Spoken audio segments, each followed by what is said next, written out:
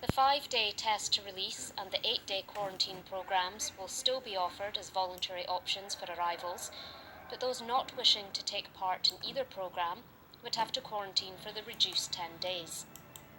All of the new proposals were said to be evidence-based and from advice by the World Health Organisation and Public Health England. More information will be released as and when it's confirmed. The workload for the hospital was also said to have increased, and they're advertising for a COVID organiser to help with the heavy logistics needed for the swabbing programmes and COVID requirements. Dr. Edwards said vaccinations continue to be provided to the KEMH, and they're very grateful to MPC for giving them extra doses, and more vaccinations are expected to be delivered next week. The new doses will allow the fishing fleets and those turning 18 to be vaccinated. As for a vaccination booster programme, Dr. Edwards said they don't know when this will happen, but it's expected at some point. The hospital already has the prioritised groups ready for boosters, which would be the high-risk and frontline staff, and the over 50s. Whether the doses will come in one batch or two is unknown. The booster will be one jab, but whether it will be the Oxford AstraZeneca or another type is also unknown at this time. But Dr. Edwards said, "We will take what we get and be grateful for it." An increased flu vaccination season is also to be expected this year, as there wasn't one last year. As for vaccination passports, that was said to be still causing some trouble. There are problems getting Falklands vaccination records on the NHS system, unless people are registered with UK doctors and have NHS numbers. Dr. Edwards said they're working with the FCDO for a solution. In the meantime, people can get a letter from the KEMH stating their vaccination details, but this may not be accepted everywhere. At the end of July, the government made an announcement that the International Committee of the Red Cross would be coming to the Falklands this month to continue DNA identification work on fallen Argentine combatants from the 1982 conflict. News editor Gavin Short spoke to Emily Rogers-Spink about the logistics of the visit. My understanding is the whole team will be arriving on the MOD flight from the UK. They'll obviously then be quarantining before going and commencing their work. Now, you say whole team, so the people from the Argentine Forensics Department, they will be then, I presume, they're not coming direct in any way, shape or form from Argentina, Uruguay or Chile. They're going to the United Kingdom and then coming back down. Yes, Gavin, that is correct. They are going to the United Kingdom or wherever they are presently based from. I think they may be based in Geneva or wherever, and then they will be coming down on that flight. Do you know how many there will be? Because I know there's a representative from the ICRC. I think Laurent's coming down.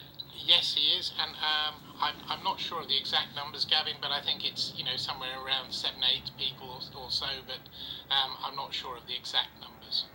I'm curious about one thing. Do you know why people chose August, if you see what I mean? Because it's kind of a horrible month to do anything with the Falklands, or can be. Yes, I think it's been chosen. I think for the first phase, it was chosen because it was a good time to be doing the work because of the lack of visitors, etc. I think it worked the last time around, and I think it was just seen as a convenient time before the summer when people are actually out and about.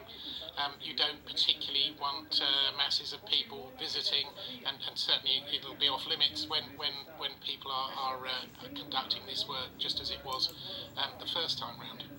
Yes, of course, that was something I was going to ask you about, off limits, and I'm sure there'll be perhaps a ban on drone flying within certain areas, but I think perhaps TI more than anything. The road goes right through the settlement there, which will make it probably that little bit more difficult. Yeah, I'm sure there will be similar restrictions out there, Gavin. But obviously, it's I wouldn't like to prejudge the outcome of that investigation.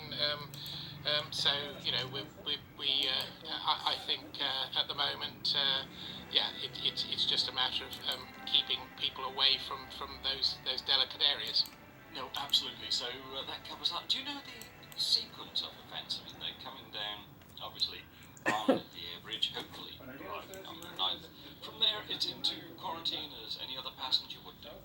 Yes, it it is. It's into quarantine, and then and presumably then they will commence their work. But I don't know their exact work plans. Gavin, they may issue something when they arrive, but I'm unaware of what their exact work plans are.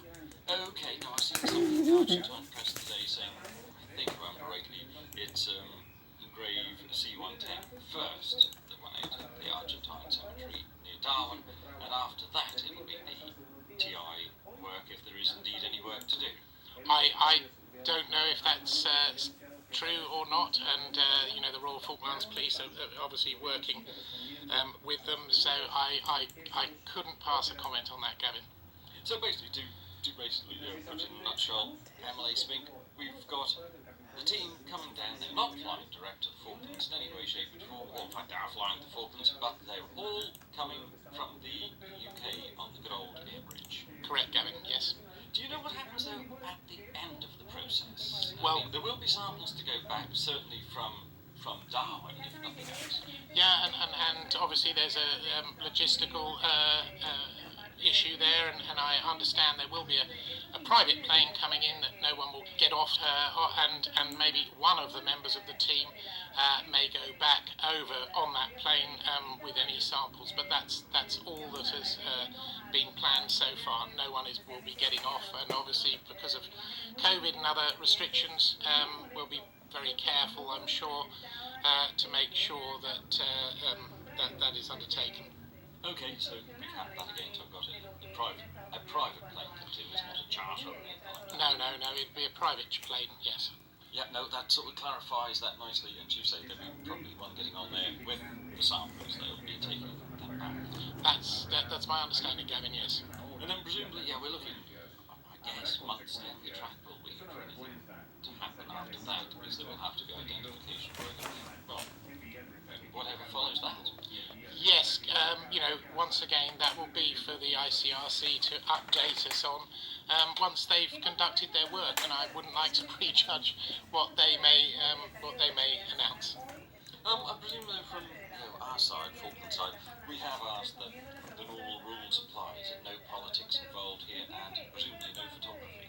Of course, Gavin, yes, and it's there are international protocols for this sort of thing, and I think we from our point of view strictly will be doing the right thing by these people, and it's a delicate subject, and we'll leave it for the ICRC to make any announcements. No, I quite understand that, Emily Spink, and of course there was photographs did emerge of the work last time there at the Argentine cemetery near Darwin, but I have to say that there was no suspicion that I've ever heard that they came from anyone here in the Falklands. I don't know where they came from, but it certainly didn't seem to be anybody here. Yeah, no, and there shouldn't be any of that. It's this is primarily a humanitarian issue, and it'll stay that way. And my understanding is that will probably then leave only one grave in the Argentine cemetery near Darwin, which I think may contain the remains of the crew of a Learjet that was shot down. But my understanding from Argentine sources is whether that is exhumed is very much in the hands of the relatives in Argentina. Possibly, Gavin, but once again, the ICRC, I'm sure, will be working on those sorts of issues, and they may have more to say on that later. Planning permission for an arts and crafts studio was granted by the Planning and Building Committee on August the 4th. Outline planning permission had been granted for the studio in September 2020. The original decision had caused some controversy, as the location, at 4 Diamond Jubilee Road, was designated as open space. Open space policy, explained at a meeting last year, states that this includes retail units. The decision originally passed by 3 votes to 2, with MLAs Barry Ellsby and Mark Pollard both airing their unhappiness with the approval, as neither was in favour of open space being lost.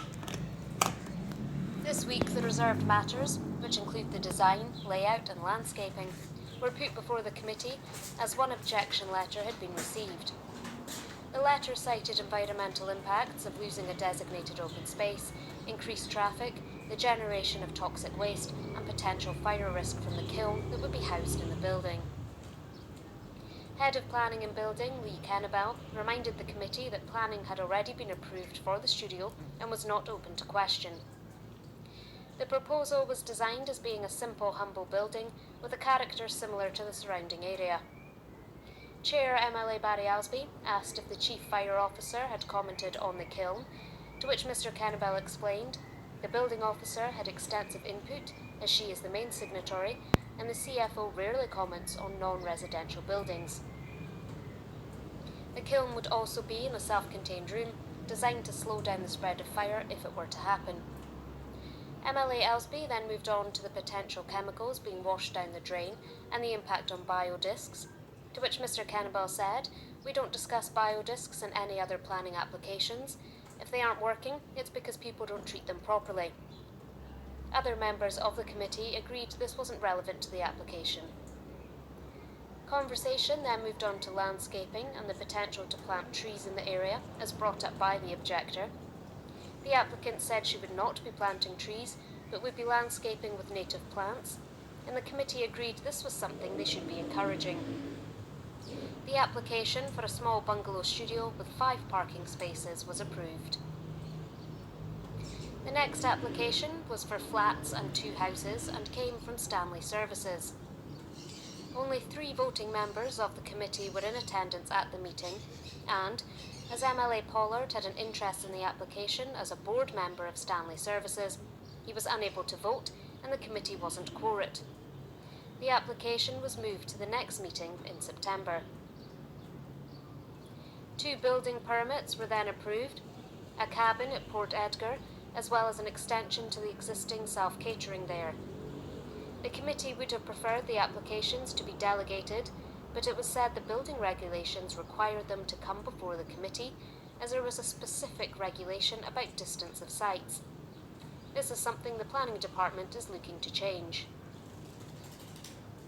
Both permits were granted, and the committee drew particular attention to the disabled access ramp included in the plans for the self-catering extension, and said this was a huge step forward and government could learn from the applicant. The occupational therapist at the King Edward Memorial Hospital, Lara McTall, has started a Falkland Islands Dementia Friends initiative. She spoke to us last week about the programme. Okay, so this initiative was set up by the Alzheimer's Society over in the UK, probably around 10 years ago now, so it's been a long-standing initiative. And basically it's been something that I've wanted to start since I arrived on the islands about 4 years ago, just purely because we could see the growing numbers of people living in the community with dementia. And oftentimes we at the hospital get many a phone call, from people concerned or not really knowing how to help somebody with dementia. So really it's been something that's been a little bit on the back burner, but really wanted to bring it into the spotlight, and particularly building on the work of the Dementia Action Week earlier in the year. So essentially the programme itself is set up, it's just going to be a series of information sessions. People are asked to come along for an hour's session. Basically we give them some information and some key messages about dementia, and hopefully leave the people that have attended feeling a little bit more confident in perhaps their interactions, or how to help, or how when they're visiting somebody with dementia they can best support that person. It is obviously intended for people right across the community, so not necessarily those that have day-to-day contact, but also just wider members, people in shops, people working for some other businesses. And actually we've seen, and to say that the initiative only launched last week, we've seen an awful lot of interest already straight away, which is really positive. What kind of skills is it that will be covered, or what kind of practices that will be covered that can help people be more dementia aware? So it's not necessarily skills or practices. I think it's a little bit about having information in the background, because obviously it's about having a little bit of knowledge about dementia, and if you come across somebody with dementia, how that might be presenting, and then give some ideas on how to best help. It isn't going to be a one-stop shop for everything. We're not going to have a solution for every problem, but hopefully it'll give everybody